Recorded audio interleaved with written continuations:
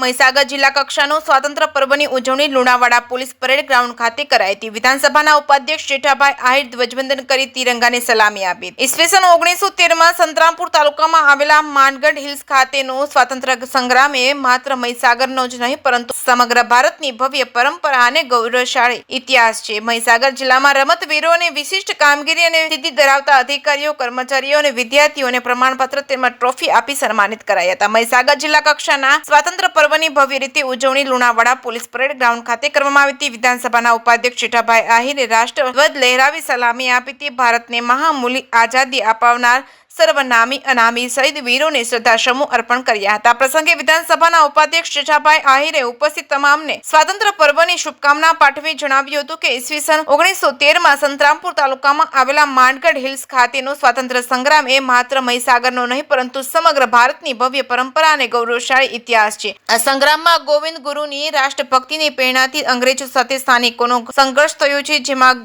ગોવિંદ ગુરુ સહિત 1507 જેટલા લોકો દેશ પ્રેમ માટે શહાદત પામ્યા છે। આ શહાદતની ઝાંખી કરાવતું માનગઢ ધામ આજે પ્રવાસીઓના આકર્ષણનું કેન્દ્ર બન્યું છે। આ પ્રસંગે જિલ્લાની વિવિધ શાળાઓના વિદ્યાર્થીઓ દેશભક્તિ ગીતો સહિતના રંગારંગ સાંસ્કૃતિક કાર્યક્રમો રજૂ કરવામાં આવ્યા હતા। કાર્યક્રમના અંતે ઉપસ્થિત મહાનુભાવોએ વૃક્ષારોપણ કર્યું હતું। જે કે સિંહ ગુજરાતી સાથે આસિફ શેખ લુણાવાડા।